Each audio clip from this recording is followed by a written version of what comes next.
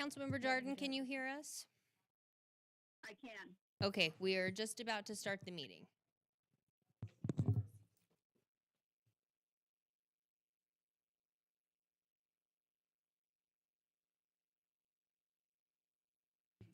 All right, Madam Clerk. Madam Mayor, we're ready to begin whenever you are. And where is Hi, you guys. How are you? Good. Anyway, we're going to start the meeting soon. This is our legislative meeting. It's not a regular council meeting, but it's where we get updates on what's happening at the legislature in Carson City. So we're going to start our meeting, and we will start off with the Pledge of Allegiance. And I would love to have Jonah lead us in the pledge, okay? Yes, you. Jonas. Not so fast, buddy. Yeah. Ready? So you come up here to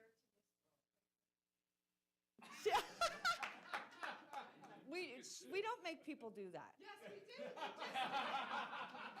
amazing. I signed your paper. Quick, Jonas, you got that. All right, we'll let you do it like formal. There you go. Okay. All right. Allegiance to the flag of the United States of America and to the republic for which it stands, one nation, under God, indivisible, with liberty and justice for all. Nice job. All right, at this time, Madam Clerk, please call the roll. Yes, Madam Mayor Ruckus. Dewar. Here. Delgado absent. McKenzie. Jordan. Here. Bobzine. Cheevy. Here. Madam Mayor, you do have a quorum. All right, thank you very much. At this time, I'm going to send it over to our interim mayor and chair, Councilman at Large, David Bobzien. Thank you, Madam Mayor. And I'm sorry, do we have any public comment? We have no public comment. We have no public comment, so approval of the agenda, please. Motion and a second. All those in favor? Aye. Aye, okay. Item number 5, update discussion and potential direction to staff regarding the 2017 session of the Nevada Legislature. Welcome in, Mr. Gillis. And Madam Mayor, and Assistant City Manager Kay Thomas.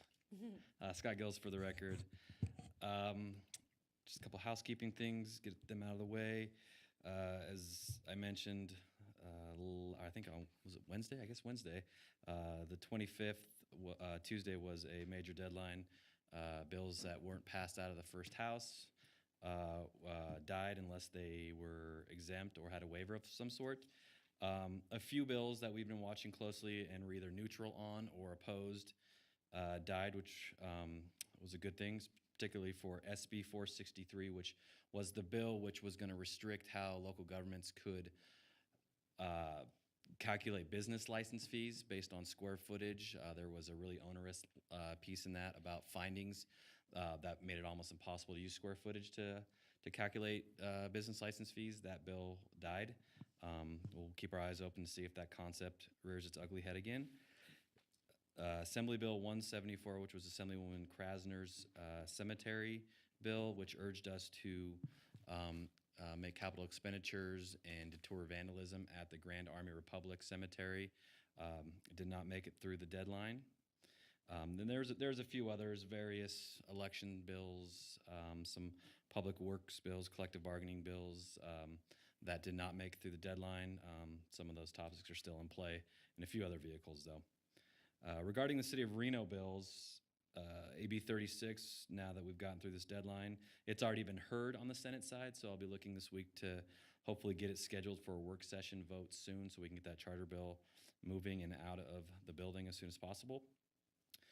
Assembly Bill 80, our redevelopment extension bill, it passed out of the Assembly on the final deadline day. It passed on a vote of 32-10 with 5 Republicans voting for it and all Democrats voting for it. Again, I'll be meeting with Senator Parks, the chairman of Senate Government Affairs, this upcoming week to schedule that for a hearing as soon as possible as you know, the second set of deadlines are approaching, so we'll want to jump on that and get the ball rolling with the redevelopment bill as well. So jumping into bills I want to discuss today, I don't have a lot of new bills to discuss some things I want to bring to council's attention.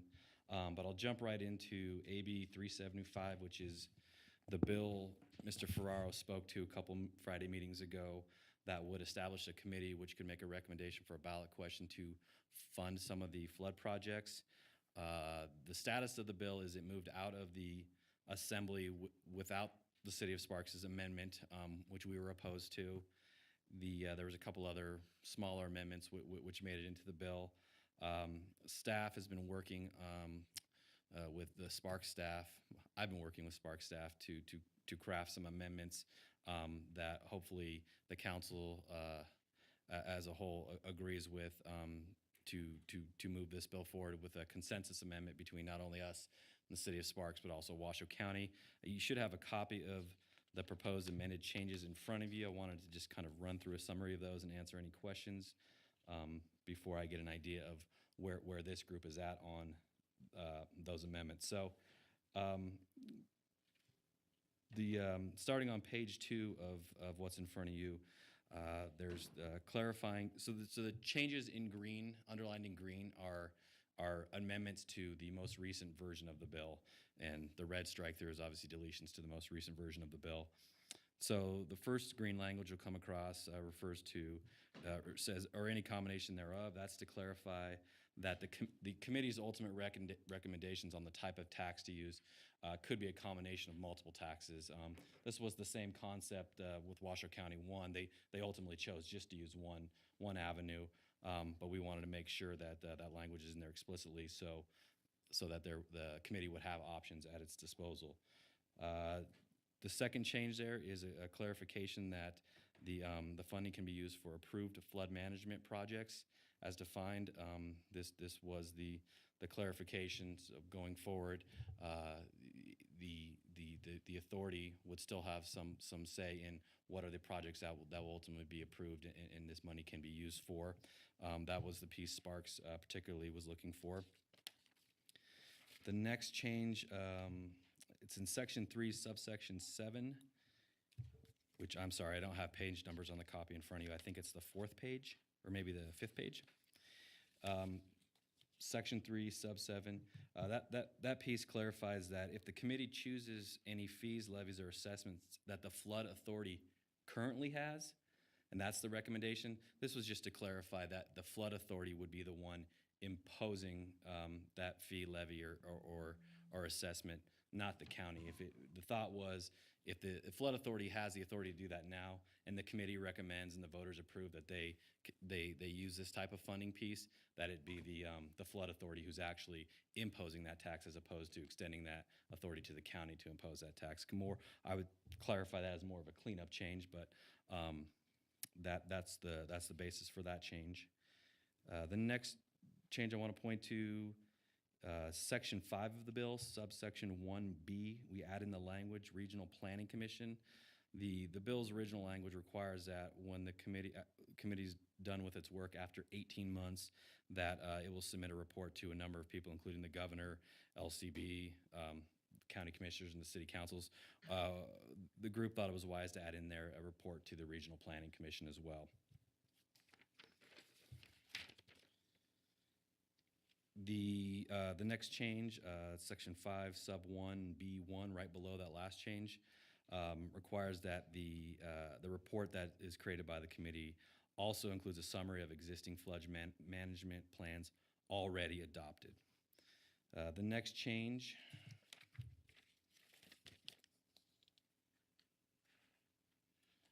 this was some, I wouldn't call it cleanup language, but some language to clarify that if the committee does its work over its period of time and ultimately comes to a recommendation or decision that to not make any recommendations for a tax increase for whatever reasons, this requires that in that final report it must cite the reasons why it couldn't come up for a recommendation. I think this is a valuable piece that if the committee ultimately determines that it does not want to make a recommendation for a ballot question that would fund these projects, they should detail why to everyone involved, the stakeholders, as to why they didn't come to that recommendation. Hopefully that wouldn't be the case, but at least it would provide some information if that was the ultimate result. And then the last change, at the very last page, at the very bottom, section 6, this was our change. What we're doing here is section 1 refers to it constitutes or creates, excuse me, the committee that's going to do its work. What the change in that subsection 2 does is say, even though the committee has to get its recommendation on the ballot question and the funding piece to the Board of County Commissioners by April 2nd, 2018, it will continue to exist for the full 18 months of its lifespan so that it can get into and discuss the other issues and any of the other off-the-river projects and start identifying what those issues are and what some of the fixes could be. So the committee will continue to exist above and beyond the time it makes its recommendation for the ballot question to the county commissioners. And that's the bulk of the changes, the proposed amendments. So I think at this point, what the other stakeholders are looking for is confirmation that these amendments, these changes before you are acceptable to this city council and hopefully also to the city of Sparks and Washoe County. And the group can go forward with the hearing, which is now scheduled for Tuesday in Senate Revenue and Economic Development, Julia Ratty's committee, that the 3 regional partners can get to come up and all support the bill with the consensus amendments is the hope. And I'm happy to take questions on this particular bill. Thank you, Mr. Gillison. Just to provide some context on this, essentially what this proposed consensus amendment is a paring down of what the city of Sparks brought to us. Very much so. Understandably, the city of Sparks is very concerned about, as this committee contemplated in section 1 goes forward with their work, that there's an acknowledgement that the existing projects of the flood project and the authority that have been engineered, have been costed, are front of the line, if you will. And as an acknowledgement that, perhaps the flood policy landscape is changing given the most recent winter and the experiences that we've had, there will need to be some review of kind of the broader issues related to flooding by this committee that's contemplated, but that nonetheless, the hope is to secure a funding source for the projects that are currently on the docket, if you will. However, the first version of this amendment, the amendment that came from Sparks, I think it was a valid critique to say it was so restrictive and limiting on what the committee could do. My concern was for the credibility of the committee and its work, that it was too constrained. It would be too constrained and frankly too predetermined in its outcome for any resulting ballot issue to have a chance at the ballot. And so this amendment, I think, is a much scaled back version of the Sparks amendment that I think addresses their concerns. And I think probably the best example of this balance is, where is this? If you look on, this would be page 5, section 5, 1 sub 1B1, that Mr. Gillis already went over, a summary of any existing flood management plans adopted by the county or incorporated city located within the county with specific emphasis on any policy or capital improvement recommendations included therein. This is really kind of the crux of what their concern was that the committee needs to look first and foremost at the projects that are in the waiting room, if you will. And so I think this is the fulcrum right here for the balance that we're striking. So here it is. This is the amendment, and curious to get feedback from members. Well, I'll start. I'm sorry. So I spoke against this last time, and I'm going to try another approach on trying to explain why I think this is really a pivotal moment for us. And that is, the tolerance and the appetite for these big exercises of going out and asking for revenue are very limited, and they're very performance-based. You know, I think that that's the temperature of voters. And the voters are always hard to know where they're going to be in any electoral cycle. But this is teeing up for the 2018 electoral cycle. And we know in 2016, the voters went big on schools. But what I'm seeing in this whole framework, without going into subsections and so on, is I'm not seeing a whole lot of enablement, if that's a word, for the elected officials than what doesn't already exist. It's like, I've never seen anything like this. We have taxation authority, but now we want to make sure people want us to go and exercise that. So at worst, could be called a failure at leadership. At best, it could be called interjecting another process. The process that one interjects is this committee of this random, I can't even figure out what this committee is. Retail Association of Nevada on the committee. It's just, and I am so process oriented, but I just don't think this process, the timeline, is really the way to go. And I guess just to sum it back into the big picture is, who knows, in 2020 with the Parks District budget, we may want to go out on parks and see that that is where we really have the needs. And we get blasted in 2018, and 2020 they go, oh, here they come again. And so I think we need to consider that in a big way.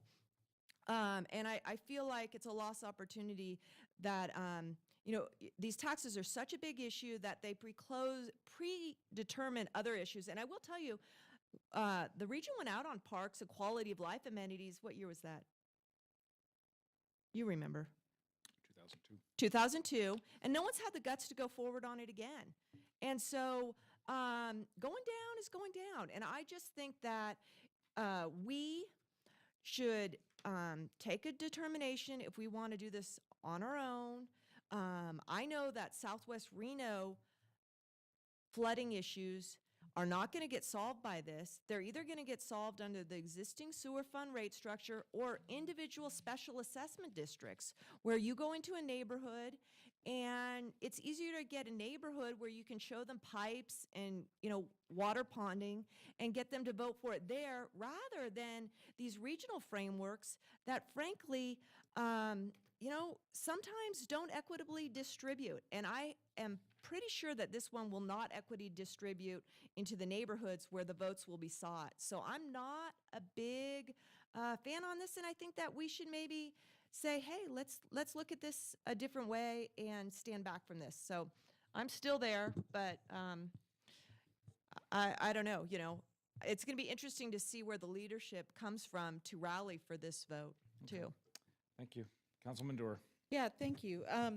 My concern, I have a couple, but one is that it mentions that it's the projects adopted, I think, by the Flood Control Board is what it references. And over time, that has changed. But at this time, many of the projects that were initially adopted in 2006 have been deleted. And those include, we bought $50 million of land. The idea was to make it multi-purpose, so when it's not flooding most of the time, you could use that land for other purposes such as recreation. But I understand subsequently the recreation component was dropped out of the flood plan, so we bought the lands. And they're going to sit there idle unless people agree to put recreation back in. It's just one example. Another example that was dropped out was the restoration projects. So we actually went to Congress, got a federal law authorizing not just the restoration projects, but early start, and that those would be credited to the flood project. We built 4 of them, but now, and there was originally supposed to be 11. Whether, no matter what the number is, the point is I think those were dropped out as well. So the project, the program of projects is changing. And my concern is that at this point, it doesn't include a number of things it did at one time, but that the vote has to be 100% unanimous, so that if one person doesn't agree that a project maybe should be added back in, maybe it could be a project that City Reno or another jurisdiction wants, it's not going to be in. And it's just a concern I have, is just I've seen it evolve over time, and I hope it lands wherever it needs to land and that it's broad enough. It's really directly to your point about making sure the project list is broad enough. As far as the makeup, I haven't studied the makeup of the committee closely enough to understand it. It seems mostly to be non-governmental people. That's okay with me, but one of the items that leaped out at me was on N, which is, I guess, on page 2. It says one member who represents the largest airport in the county, but I had heard that the county said the airport said they didn't want, at least our airport said they didn't want to be on this committee. So I guess that could be dealt with later. I just heard there was Real testimony. quick clarification on that. Yeah. This is representative of the most recent reprint, and there was an amendment in the assembly at the request of the airport authority that they be there, but in an ex officio, non-voting Okay. manner. So this reflects their position. As a non-voting member, I see Correct. it now. Thank you very much. Well, anyway, I haven't probably delved on it. And then my last concern is just, I'm not sure, this is probably to Councilwoman Brecka's point, I'm not sure that even with all the work done, unless there's something that addresses the different kind of flooding, this is focused on river flooding, unless there's something that focuses on stream flooding or ditch flooding, that those projects will make it onto a list to potentially be eligible. So just, there's like 40 projects in the flood project already, and I don't think we could ever get through that list for about 40 years. So that's just, in terms of local needs, that's just a concern. And married to that, therefore, I'm not sure that once we come up with something that the general public will be broadly supportive if the project list isn't broadly supportive. So thank you. And if I may respond to that. Yeah. The one thing I would say is I think if the Washoe County One Committee Group taught us anything is that group that's working on the recommendations is hopefully going to be diverse enough, broad enough to where they're going to identify that as a concern too, and try to figure out some way to make the ultimate ballot question somewhat palatable to those concerns. That's going to be their task and their charge. Whether they accomplish that, I don't know today, but that's I think that is the hope that. And if I may respond, that was the recreation on the flood project lands was one of the big unifying features that almost everybody in our valley would benefit from that, whereas only a smaller subset would benefit directly from the flood aspect. And so, right there is a key thing to bring people together. So, thank you. But again, it was dropped out, so. Anyone else? Councilman McKenzie. Thank you, Mr. Acting Mayor. Or committee chair, how about? So I think we're going to let the dog hunt anyway. That doesn't mean we're going to get any birds. But Right. we have to go to the field before we can find out whether he's going to find us any birds or not. And, Right. And this is an opportunity to move a ballot question forward that may possibly have a chance, where I believe that the way that the city of Sparks is looking to word it, that all of the issues that my fellow council members brought up, that they have a concern about, weren't even going to be able to be discussed by the committee. And the idea that we stressed strongly that led to the first printing of this bill was that this year's flooding brought us one clear issue and that was that the river flooding is not what's going to be most important on people's minds in 2018, that the most recent flooding is going to be what's on their minds. And if we're not at least allowing this committee to discuss those issues and help and try to bring forward some plans on how to address them in the future, that we're not going to get most people to take a second look at it. So I think that the revisions to the amendment have alleviated a lot of those concerns. The project, and it's one project, not 40 projects, it's one Sub-projects. project Sub-project. that the Flood Control Board is seeking a certain amount of funding for, so we can qualify for matching funds with the federal government on the approved project, is what the rush on this is, and the ability to move forward and try to get members of the public to hopefully address that and give us some benefit from that federal funding. If we don't succeed, the project is going to look a lot different than what even the existing project is, because the capability to fund any flood projects in the valley is going to be greatly diminished. So I support the changes that Councilman Bobsey and Mr. Gillis were able to bring the city of Sparks and the county to consensus on, and I would move that we support the bill with this amendment. So I'll second that. And I'll ask for discussion, and it's more to get on the record, is, you know, an easier path could be to just ask the county commission to put a resolution on for an advisory question. They have that authority. And here's the deal is, when we're looking around for our public works director and his technical folks, and they're off doing busy work on this committee that may or may not even produce something, and much less the 18 months to start cooking up some technical reports, instead of addressing our neighborhood flooding issues, you know, who's going to be complaining, right?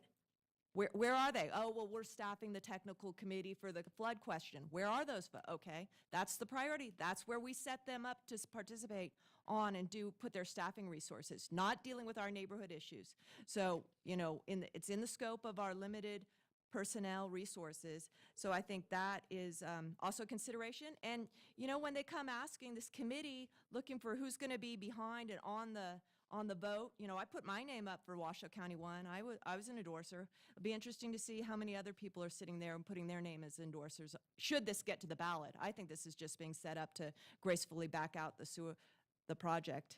And I think I'm really unhappy. I think it's a failure of leadership, frankly. Okay, any further discussion? All those in favor, please say aye. Aye. Aye. Any opposed? No. Okay, motion carries. Thank you very much. Next bill I wanted to bring up is the Senate Bill 379. It's the Park District Bill. This bill did pass out of the Assembly 34-8. All 8 noes were Republican votes.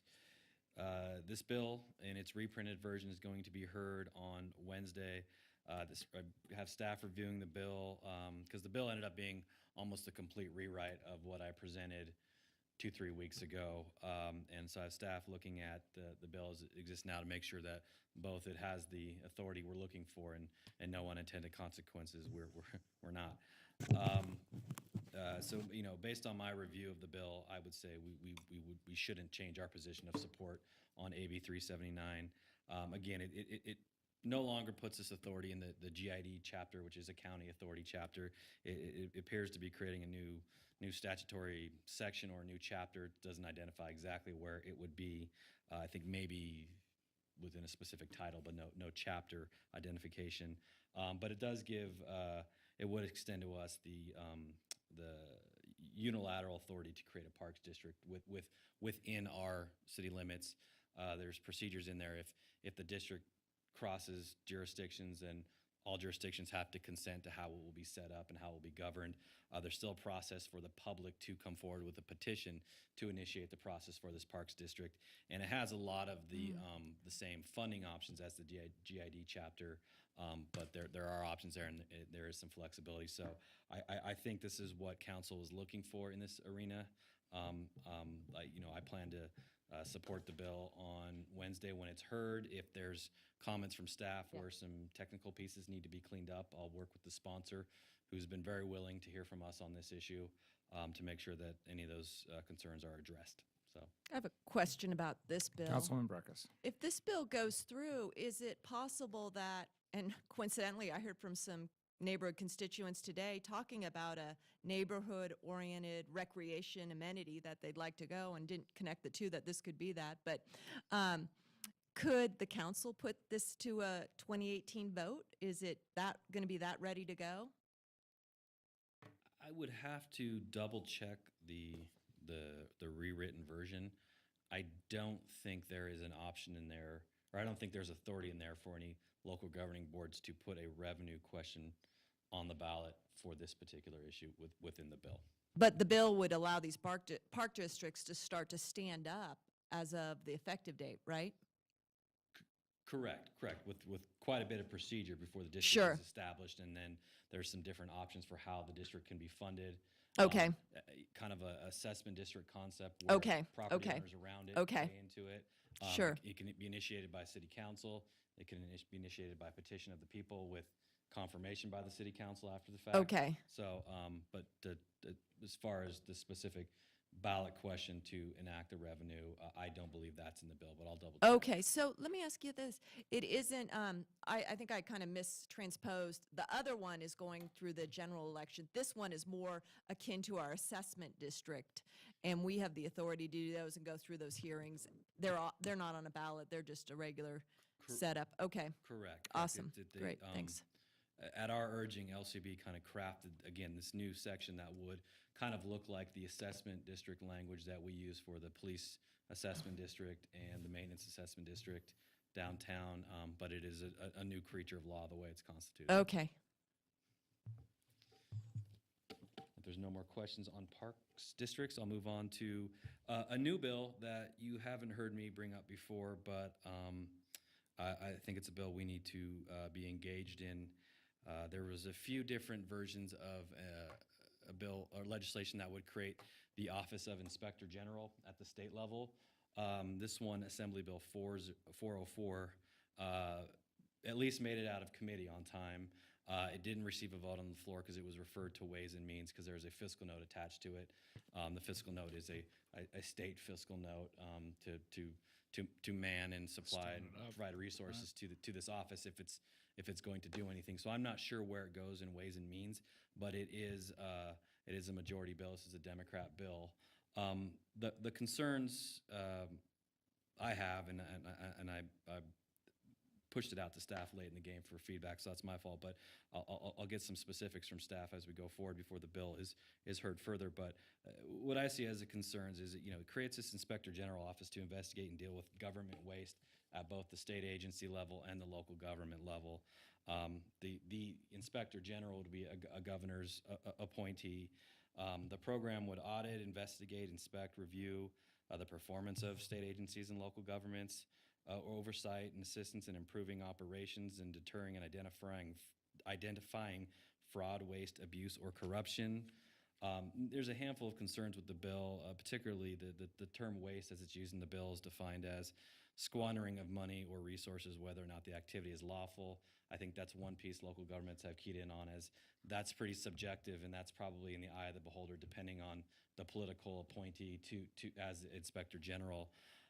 There's some mandates in the bill for local government to cooperate with and provide assistance to the Inspector General, creates some felonies for willfully resisting or interfering with the investigations, extends subpoena power to the Inspector General, and again, gives power to audit the economy and operations of local government and state agencies. Just entirely too much authority, I think, for something we could support or would support. Completely understand the sponsor's intention behind the bill, but I think it goes too far at this point for us to support it.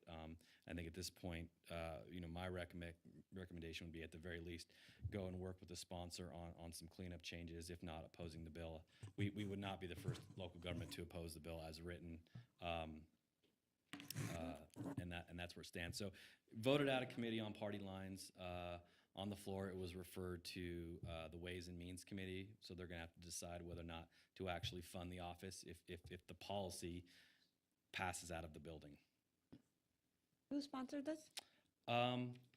Assemblywoman Miller from Clark County is the primary sponsor. She's a freshman Assemblywoman. There are, I want to say, 4 or 5 other Southern Nevada legislators who support the bill. And one Republican, Chris Edwards, he's an assemblyman from the South. He supports the bill now, too. He brought last session the Inspector General bill that failed, and he brought another one this session, and it failed as well, and he put his name on his support. So technically, there's some bipartisan support. Have they worked in local government? I would have to go through the list, but I don't believe those two have. You know, All right, I was just curious. Councilman Bregas. I'm unclear. Would the office be in the executive branch, or would it be an arm and power of the legislative branch? Executive branch. Apologies, executive branch. It would be Okay. the governor's office of the Okay. Inspector General. You know, I think a good approach would be to welcome oversight. You know, oversight helps them understand our issues. And, you know, say, look, we were the poster child about a decade ago of, you know, not good accounting practices. And we were, you know, under DFA oversight, and the system worked there. Let's look in different areas to see if there's, on specific topics, areas where maybe other executive branches could get strengthened. And so, you know, look at maybe, you know, talk to our finance people, because we had some, you know, we were under almost like a Justice Department review for our misfindings. So I think that, you know, I think strengthening, excuse me, that is not a bad thing. And I'll draw a parallel to an area where I work in, where I do think there's a role for more state oversight, and that is in housing and land use planning and capital improvement programming. We have a very weak state role of coordination, collaboration on that. And I worked at the state for a little bit as a contractor, and everyone had to come through with an annual housing report to show them how they were addressing affordable housing. And I can show you that section. That's great, because I sat in business and industry in the housing division and worked with all the local governments and prepared a report to the legislature showing how they were meeting their affordable housing goals. So that's a very specific role. And I think one area that we could move into is some oversight, coordination, possible state preference setting on capital improvement programs. And that's how the governor does not walk into a flooded valley and say, this is our Katrina, because every year there's been some oversight on what are the capital needs of cities. So I think we could turn this into a good way for the executive branch to really understand and review and become more informed about the issues and challenges we're facing. Mr. Gillis, what is the fiscal note on this from the state?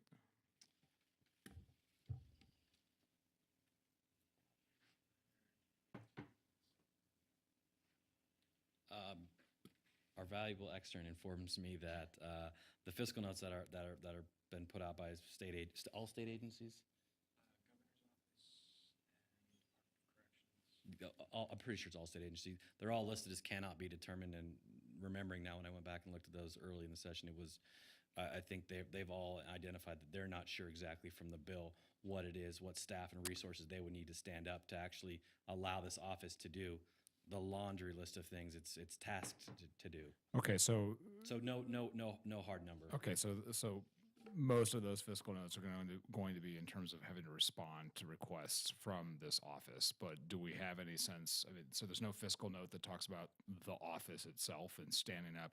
What I'm trying to get at is that any time a bill like this goes to Ways and Means, because it's not part of governor's recommended budget, there's a price tag, and then what has to happen is they're closing budgets is they have to say, all right, well, do we have $1 million left over to do this or not? And if we knew that, then we would be able to assess the likelihood of this going forward. Right. Okay. So don't know that at this point. I know some of the bill speaks to using some of the existing auditing staff that, under the governor's umbrella.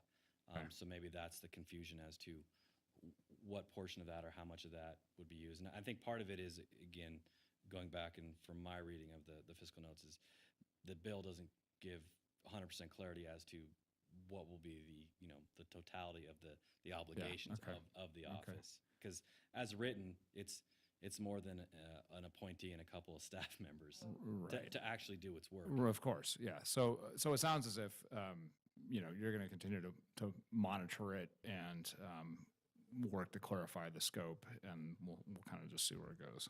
Okay. Councilman McKenzie. Thank you. It seemed to me the language in it was particularly broad, and the indication is that the duties that are normally performed by the Attorney General's office, but nobody has a mechanism to utilize those abilities except for local government, is what this is trying to fill. And I mean, there's been bills in the past, I know several times there have been bills introduced down there in the past to allow a private citizen to request the Attorney General to investigate something. as to what is going on in government, and those bills have not been successful. We've got a very minimal, the public, general public has a very minimal access to utilizing the tools that the Attorney General's office is supposed to be providing the state, being the state's #1 law enforcement agent. But with that being said, if the Attorney General's office doesn't want to do these functions, the only recourse anybody has to challenge or to question or to have an investigation done into what's any part of any part of government that is defined in this bill, their only recourse is to take them to court. And that's time consuming on the agency that's been investigated, regardless of who they are. It's time consuming and costly, and it's costly on the person that, and is above the wherewithal of most people within the state to challenge something that somebody in a government agency has done. That's why the Inspector General's office is set up in the United States government, so you do not have to sue the government over mismanagement of government. You're supposed to be able to go to the Inspector General's office. And I don't think that it's a bad idea to have a similar oversight within the state's government, given the fact that our Attorney General's office doesn't want that responsibility, May I? even though constitutionally they're supposed to have it. Councilman Burgess. You know, just in response, if that's where this is veering off, I mean, I see it much more as a, you know, my experience in, you know, state state frameworks, you know, particularly on the land use and infrastructure side. I think there's good models for a closer working relationship and knowledge. But if it's going on this of, you know, wrongdoing, corruption, and I brought it up as an L item and then pulled it back, is what is the grand jury process in the district courts of Nevada? I mean, maybe that's where this sort of goes. And I had almost wanted a presentation from our DA to explain to us, because sometimes we'll have people stand up at our meetings and explain that they think there's some criminal wrongdoing on something, and I think there should be an awareness of what that process is. And I served on a grand jury, or not a grand jury, on a jury of charges that came through a federal grand jury. So I know, you know, when those charges, when they sequester and send charges into the court, you know, that is a mechanism, and but I've never been informed on it in the state of Nevada district courts. I mean, you're an attorney. Do you think that, or Mr. Hall certainly, you know, I mean, maybe that's the avenue that is the relief for these folks? I would defer to Mr. Hall, who's actually worked in the district attorney's office. Yes, you know, you can actually bring a case and present it to the grand jury. You know, I've seen cases before where people have brought a case to the district attorney, and the district attorney has the option to either go forward with a preliminary hearing or a grand jury proceeding. And typically in more complicated or confidential-ish cases, you can bring those before the grand jury for a review.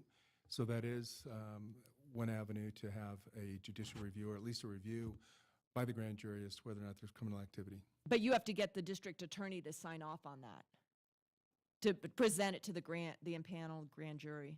Okay. Right.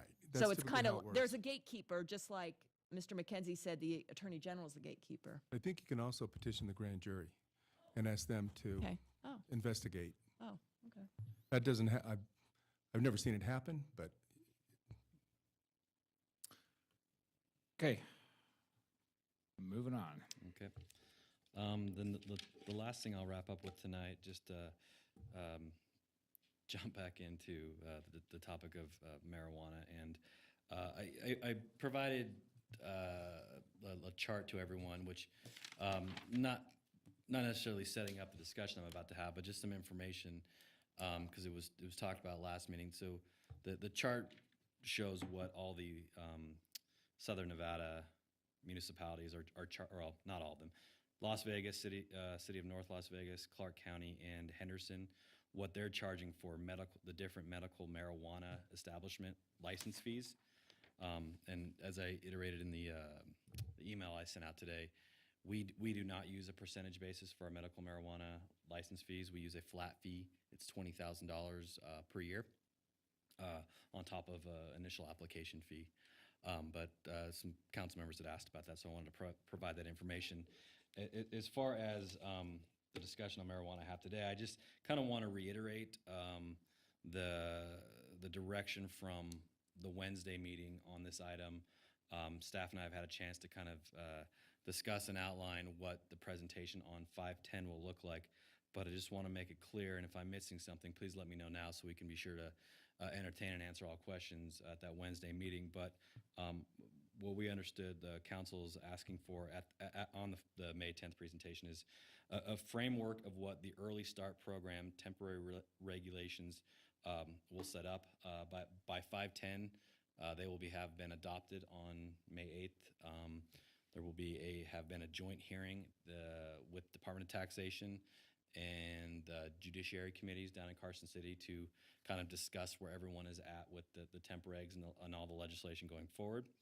We'll also discuss what our role, if any, is in these temporary regulations going forward for the Early Start program. We'll talk about a framework for licensing rules for the Early Start program, again, presuming it's adopted, and what those timelines look like. We'll talk about zoning and land use issues that are contemplated by the Early Start program. We've already identified a few for the council. As we noted last meeting, we've already, since Wednesday, reached out to the Department of Taxation to get some clarification on these issues. And then, those three pieces mostly tied to the Early Start program, what that looks like. There will be some interplay between that and the legislation, that all of which is still in play, all of which is still fluid. And then the final piece is an update from staff on where we're at and what we can do going forward for public education outreach effort on recreational marijuana. And I just, because it's been brought up by the city manager's office, trying to get complete clarity for me.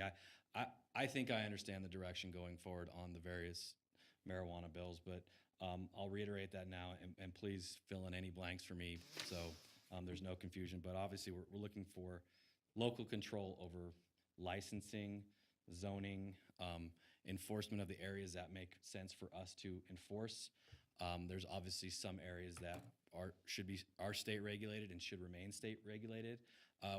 Ultimately, we want to retain the right to, even if we're not enforcing, say, the packaging or the dosage requirements like the state should be, we would obviously want to make clear in any discussions about the legislation that we would still have the ability to revoke a business license should we have a bad player in our jurisdiction who is breaking state law in those areas.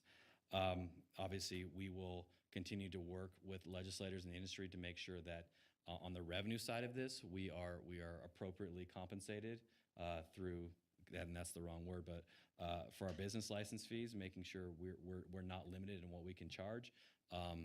If there is an opportunity on an excise tax piece for recreational marijuana, that's going to be distributed to local government. We'll obviously be interested in that as well as how that may be allocated or, directed to be used.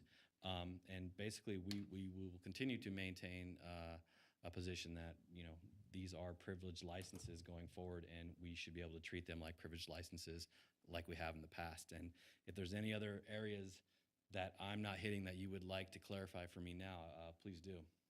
And I'd like to add a little bit of context to this, fresh off of the Nevada League of Cities board meeting yesterday afternoon in Carson City, where there was a very in-depth discussion about this and a valuable kind of comparing of notes between the various municipalities. There's a couple of things that really kind of were hit home for me, and that is if you look at the initiative petition, and I've in recent days reread it with fresh eyes following passage, Section 15 is fairly straightforward. Section 16 is pretty straightforward on how the excise tax is allocated, and knowing that there's this sort of active debate right now in the legislature is what has me the most concerned going forward, is this notion that the Department of Taxation is first in line from the excise tax, second in line, laid out here, and just to quote it, it's each locality in carrying out sections 1 to 8 inclusive of this act. So, and then third in line is anything left over goes to the DSA. Well, the possibility that there may be nothing left over to go to the DSA, which is, pretty counter to what was sold to the voters as to the distributed school account. So meanwhile, we have other departments that are now coming in at the state level saying, well, we need to be in line. We need to be in line as well. So, I have a broader sort of public concern that at the end of the day, if not a dime of this goes to the schools, that's a problem for the public in general. But our piece of this, if you will, is very specifically laid out for us in what was passed, and that is the broader activity of legalized recreational marijuana, not just the sale of it, not just the operation of the businesses, but just its mere being affords us some revenue coming from this excise tax, so we can attempt to try to cover some of these costs. That this not be confused with the more focused discussion of the licensing and our ability to properly charge and issue privileged licenses like we do with so many other businesses. And there seems to be a lot of mixing and matching that, well, if you get one, you shouldn't necessarily get the other. And that's just not the case. I mean, I draw the parallel to, the three-tier system and excise taxes that are charged in other areas that are not, that don't preclude a local government from also issuing privileged licenses. So knowing that that's in play, if anything, I left the League of Cities meeting even more concerned about this issue than I was before. So the strategy seems to be, and there's a lot of, I think the municipalities in particular, and also with the counties, are pretty united on this, is, again, don't preempt us. And we're going to have a role in this, and we are going to have the ability to issue privileged licenses and charge what we need to charge for those. And so that's the concern in the closing days of the session, that these are exactly the things that are on the table and potentially the chopping block as we move forward with this. So I believe Councilman Breckus would like to speak next, and then I'll go to Councilman McKenzie. Well, thanks. I wasn't really gesturing to speak, but I guess I want clarification from or to restate what I understand from you is from the excise piece, that's still in the process, and we, from your review, should be getting something and need to be there. And there, I would presume, are bills that get that path there. Not necessarily in the governor's budget, because what I saw from Wednesday is the governor did not take care of. Okay, so the governor, took it all for number 1 and left nothing for 2 and 3 in that reading. Okay, so that's that. On the privilege size, the licensing size, that's another issue for me. And what I understand are, some of the concerns are, one, when it went medical, we wanted to make it an easy, accessible way. So we did not follow the path that I see on this table, right? So if Early Start is cutting us out of that, we're stuck with what we are stuck with, but maybe we can redo the overall marijuana sort of thing. I would say Early Start's not cutting us out of medical marijuana. Okay. That will be status quo. Okay. The question with Early Start is, what is our role and abilities and authority with respect to a temporary license, which at most could be 9 months for the sale of recreational marijuana at the locations of the medical marijuana dispensaries? Yeah, and we could say, we've had a year or two of the medical at the 20,000 flat. We want to get with our peers on this, and we could go that way. We just came fresh off of a fee study, right? And so maybe if we have that contract somewhat open, we go there, or we realize, maybe we need to do some recalibration over here with the percentage. Because they want percentage, I think the next line of activity here is tell us how much on a per, on some basis that can be compared. Some actual numbers. Yeah, numbers. yeah. I can work with my Southern Nevada counterparts to get an idea what those look like. The only other thing I'll clarify to Councilman Bob Zien's point, the excise tax that's in the petition that is in law and will apply once recreational marijuana is being sold. The petition, the excise tax that's in the petition and that is law is a 15% excise tax that applies to the wholesale of the product. Not to the retail. Okay. What's in play legislatively is the governor has a bill which corresponds to Okay. his proposal at the state, which says at the point of sales at the retail stores, an additional 10% excise tax, with all of that going to the DSA. Also in play is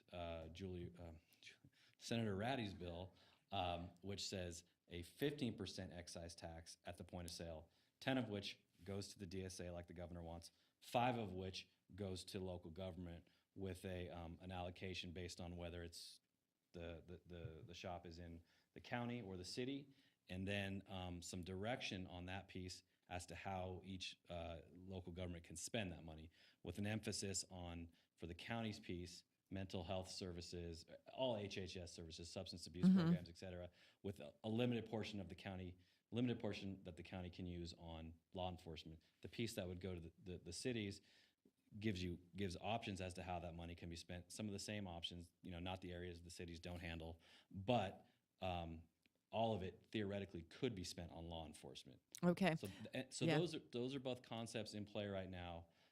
That we'll be watching that excise piece closely, but I think they're all intertwined as kind of the big picture of where we're going to land as local governments. But the business license fees, privileged business license fees, and the excise tax at the point of sale are kind of two separate concepts and going down two separate roads. Right But now. I mean, are we looking at a commodity that could be taxed higher than anything we've ever seen before because it is produced like tobacco and cigarettes, they're not produced in state, and we're at an in-state production. And thank you for bringing that up, because that's sort of the other dynamic that's out there in this conversation about where do you land with these layered on excise taxes, is the theory from other states' experiences that, if you are including a 30 to 33% markup because of taxation, you've just opened up, you've just provided greater support for the black market. So that sweet spot is if you cross over that, and it is, the taxation layers are stacked up so much that, then you're not going to capture any of it, because the activity is going to drive back to the black market. Yeah. And that's exactly right. That coming from that is the phrase that's my favorite thing I've heard all session is the industry has spoken to the anecdotal sweet spot of 30%. If it's taxed over that, the product gets pushed into the black market. If it's taxed under that, the recreation industry can be healthy and vibrant. Adding on to this is the taxation pieces. There's also a handful of vehicles looking at treating at the retail sales point medical differently, a lower tax. Some proposals have lower limits on license fees for the medical marijuana operators than the recreational marijuana operators, with the intent being we want to ensure that the medical marijuana industry can still thrive and doesn't cost exactly the same as the recreational. Otherwise, why go through the process of getting the card if it costs the same at the point of sale? So again, just kind of another example of all the kind of balls that are in the air right now with the legislation down in Carson City. And just also to flag the other piece that's in play that I think we need to keep in mind, that we had this discussion on Wednesday night. The legislative history on medical marijuana was such that, and again, speaking as a former legislator that supported that program when it went forward, it was access, right? It was making sure that there was access to medicine, And that was our point here. Yeah. locations and everything else. There were some interesting discussions from Southern Nevada representatives at League of Cities about very real instances where you don't necessarily want to have the recreational when the dispensary is located in a medical office complex, right? Like, why would you then put a recreational dispensary right there? So despite the fact that Early Start is going to be focused on the dual license, there's still this bigger issue of, do the two zoning regimes need to be 100% consistent or not? Yeah, and to some degree, it's regulatory, but and I had a conversation with someone actually since Wednesday, is, there may be one or more that is saying, we're just going to do medical, and so maybe the industry gets to have the option, but maybe we want to put it in on a zoning. My guess is that there will be very few that will want to confine themselves to just. Yeah.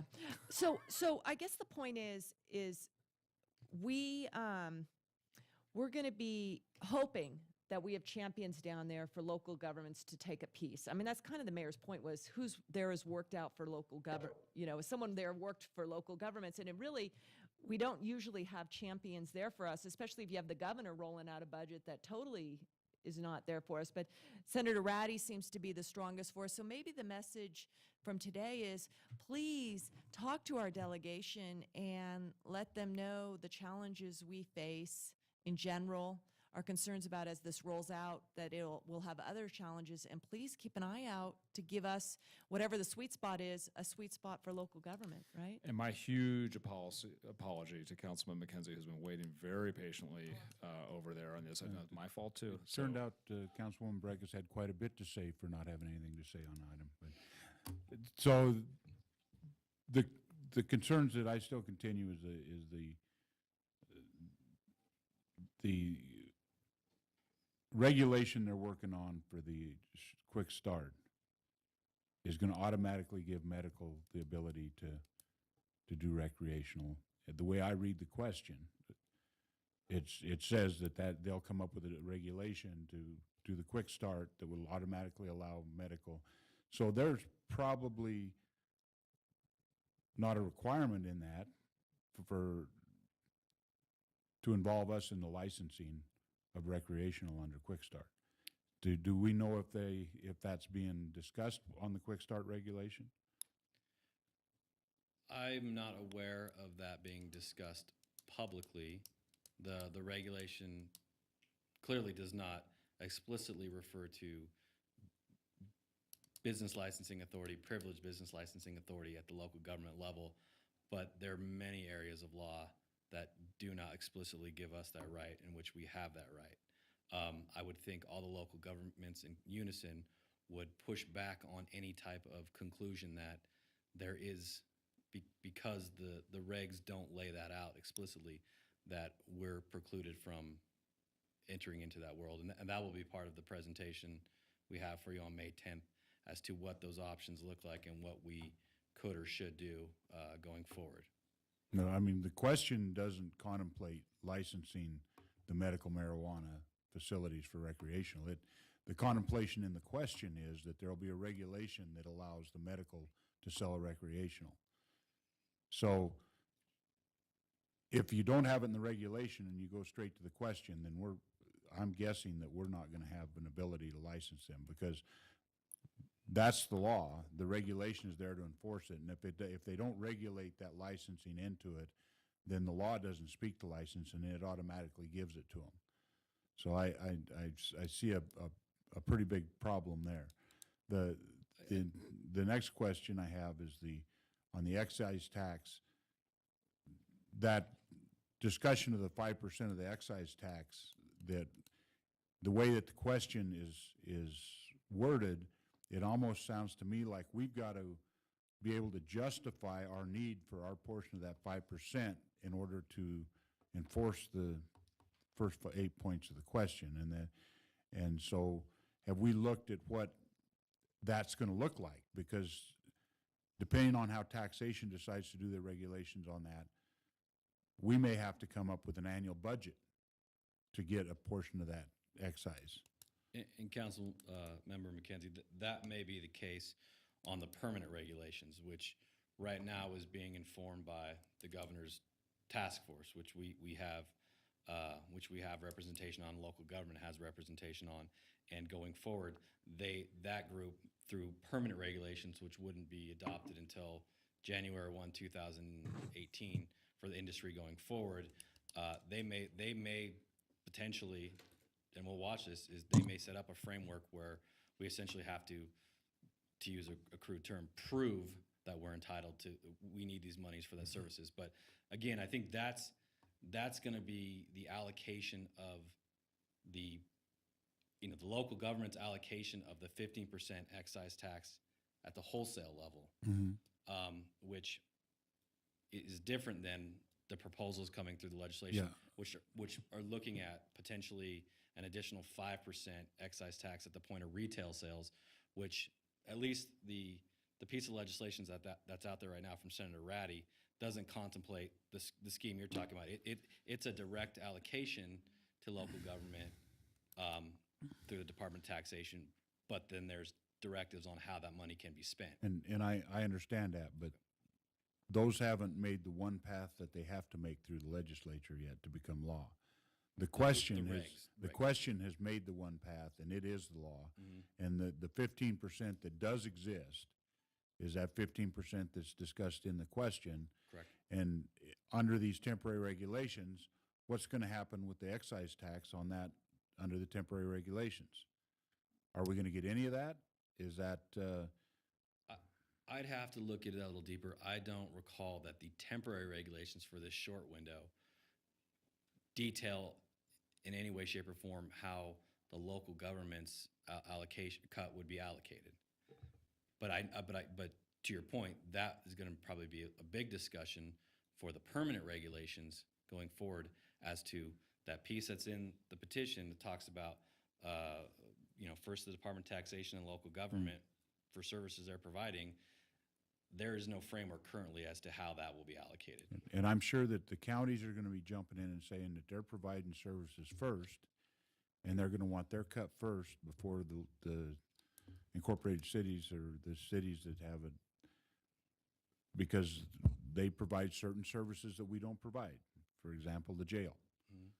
And so those services, they're going to say, are first in line, and that's going to be a discussion and an argument that's going to have to be had over that 5% on distribution to local government, because it doesn't specify that it's within the jurisdiction that the sale takes place. It just says local government in its entirety, and that's a pretty big framework. So, and to your point, at this juncture, nobody knows how that local government cut, how much it will be, A, B, how it's going to be allocated. Any other questions? Oh, yes, just really quickly. Madam Mayor. I guess this is the time of year I get a little frustrated. And it's not with lawmakers, it's the process, right? And I kind of feel that we need this conduit from local government to the legislature, where that it doesn't really work together. And I think because people view it as such a separate process, and it is in some ways, and it isn't in some ways, because the things that they do affect us so dramatically. I guess part of that will remain sort of unknown and broken unless there's some sort of other way to navigate the process. I'm going to actually refer this to Councilman Bobzian, because you know the process better than anyone. So is there some way that I feel like, kind of going back to and I didn't mean it in any other way, that asking if they had worked in local government, other than I think it's hard to put something in place if you haven't served in the capacity at the local level. So sending it back to you, can you kind of maybe address that, or is there some way, Madam Mayor, since you've I share you've your played both frustration. roles, Yeah, so no. you can completely understand. Yeah, no, this is a complicated issue, and I guess for myself personally, in my capacity representing the city in these legislative matters, I mean, this is my number one priority for the rest of this session, because I realize that the decisions that are made in this session, we're going to be operating under this environment for the next decade, if not more. I mean, this sets the stage. This is coming. This is going to happen. I think there's a lot of enthusiasm for the business opportunity represented, and certainly in Reno, we're going to see it, but we all want to see it done correctly, and we want to make sure that we get it right as much as we can. And so it is literally a matter, I think, of this point of just having those one-on-one conversations with legislators to kind of make the case for why we need to be a part of this. That, this experiment, if you will not be successful if local governments are not included in the process. Sure. And in the structure and the And their framework rules that's are put so together. different too versus our open meeting law. They don't have to by that, just different, I guess, different set of rules. So, and I don't know, maybe at next session, if it's at all possible to figure out some way for that communication to, or just some other conduit, just something in place. I don't know if that's another BDR that you have to, I don't know, for us moving forward in the future, or how you sort of change that.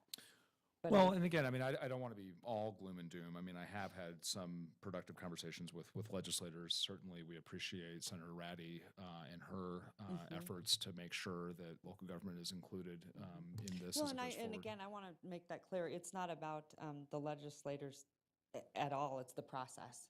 Sure. And I think a lot of them would agree with that, right? And so, and they have been great. Last session, they were great. This session, they were great, easy to work with. So I guess it comes back to just doing it individually as you would lobby anyone else, right? Yep. You think that's the most effective? I'm hoping.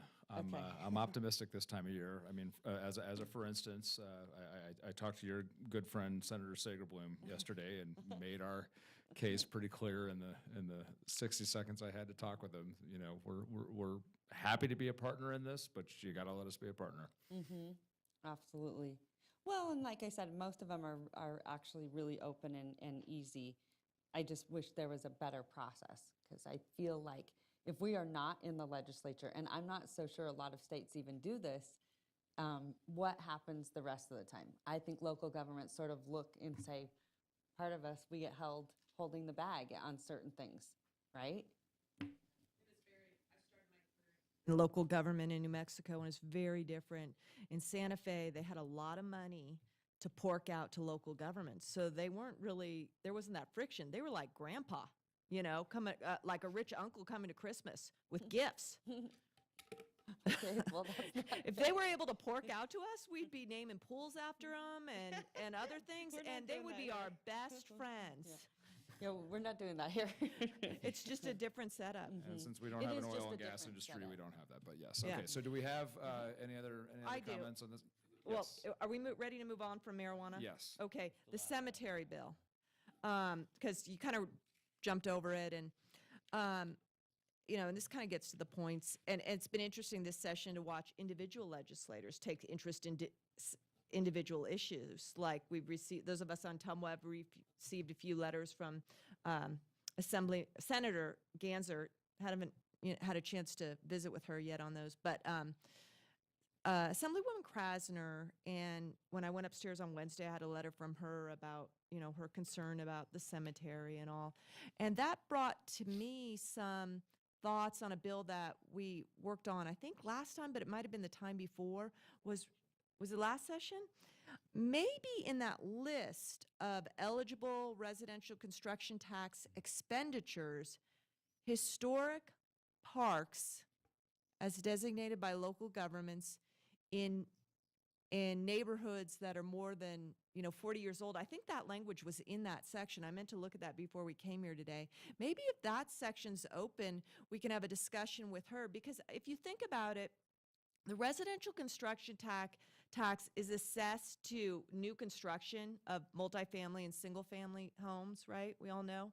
And we're at a different residential construction market than we've seen before. We're seeing a lot more infill, which is a good thing. It's part of our values. But that money to build these new parks is maybe not, has to be thought of differently, because you can't be like when you're growing new areas, just set aside land for a park. You have to go back and build these public parks in other areas to create this new demand and infill. And so in that instance, finding those public spaces is kind of difficult. For example, the dog park people, right? We're going to do it on a lid because that's an unallocated piece of property. But maybe turning in some properties like a cemetery that has historical component, or something else, can be an eligible use. So I was thinking that maybe we could have a discussion with her to see if that's maybe a direction we can point her into either this session or next session, if that section of bill is still open. So I just wanted to bring that up to everyone and see if maybe we could direct Mr. Gillis to have a discussion with her in that context. Well, I actually wanted to circle back with Mr. Gillis because I did actually have a quick conversation with Assemblywoman Krasner at the alumni luncheon. They used to call it the old timers luncheon. Now it's the alumni luncheon. And I think her concern or her vision for how the cemetery is improved is fairly basic. She's just looking for assistance from the city in promoting volunteer opportunities around its ongoing maintenance and cleanup. So what I had agreed to with her was that staff could reach out to the Assemblywoman to coordinate a meeting with the VFW post that is interested in this cemetery and just have a conversation about the condition and what things could be done to help. I mean, she had even asked if we, and I know that staff is looking into this, if there's some way that even just posting on our website a call for volunteers to assist with the cemetery. I mean, I think for the RCT conversation, you know, by all means, I mean, Councilwoman, if you want to make that suggestion to her that she look at that. We're 80 days into the session, so the idea of hatching new ideas just because a chapter is open in a particular bill is a pretty rare thing to do. But in terms of an idea for her for next session, she may be very willing to take that on. And Personally, if we were to do that expansion, I wouldn't want to just do the expansion without revisiting the formula for the fund itself. Because if you're adding one additional use, but you're not actually increasing the pie, that kind of gives me a little bit of pause. But I mean, I think that's where I would go with it. Okay, well, I will talk to her then. I think it may already be eligible for that sort of thing, and it's just us deciding how we want to use our RCT. And I'm telling you, if you draw a circumference around that cemetery, there's a lot of units that have come on in proximity to that That's a good point. that are paying RCT. Yep. Okay. You don't think it is eligible? No, our RCT can't be used within the park district for maintenance or operational expenses, and this would certainly fall within that category. So unless we change that provision of 278, I don't see how we could use it to upkeep something that was already established. Well, I'm not talking about upkeep. I'm talking about the really chiefs. the capital outlay to Maintenance and operation. designate it a park and make it into a park, because this country is awash with parks that are cemeteries. And so it would just be for that initial, and then, the operations would be a different discussion. Because we are going to need to start thinking about infill parks. And the dog park, I think, is the first of many to come. Okay. Mr. Gillis, does that cover That's it. everything at this point? Okay. Any other matters for Mr. Gillis here? Okay. Seeing none, do we have any public comment on item 5? We have no public comment on item 5. Okay, I'd like to public comment. I am so impressed with you guys, all sitting here patiently. Were you at all interested in recreational marijuana? Madam Mayor, if I may note for our audience, recreational marijuana, you're not eligible to consume it until you're 21 years or older. So just like to make that clear for Thank our you, Mr. audience. Okay, Gillis. good to know. That's- Thanks for That's that. important to remember. Item 6, identification of items for future agendas. Do we envision a meeting next Friday also? Yes. Okay.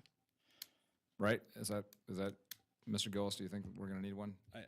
I think so. I think Likely a download from the action of the coming week on recreational marijuana. Oh, okay. Go ahead.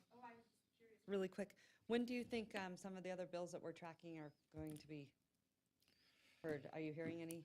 the bills that have made it through the first House passage has been starting to pop up fast and furiously on the calendars for next 40 week, because days there's a shorter window now for the second committee passage. Okay. So I know there's a few bills we talked about today. Parks District, Okay. Assemblywoman Joyner's cemetery bill is up for hearing this week. So there's a few. don't know exactly when our Okay. redevelopment bill will be heard at this point. But if there's a particular bill you have in mind, just please reach out to me and I'll let you know what that looks like I scheduling wise. I think it's 192. Sheila Leslie gave us an update today at CJAC. And what that bill is the most team will now be funded through Washoe County. So, which is really exciting. So if you could find that, I would love to testify on that. But I just want to commend the county and also I know at the legislature, they're doing a lot of great work right now for mental health. A lot of things have started to pass and move, and Sheila was very optimistic. So that's great news. I'll get some information on that bill. Yeah, if you come across it, just let me know. Thank you very much. Okay, any final public comment, item 7? We have none. Okay, before we adjourn, just a reminder, 8:30 joint meeting Monday morning at the county related to Wild Creek, okay? With that, take a motion to adjourn. Second. Motion is second. Thank you, everyone. We are adjourned. All those in favor? Aye. See ya.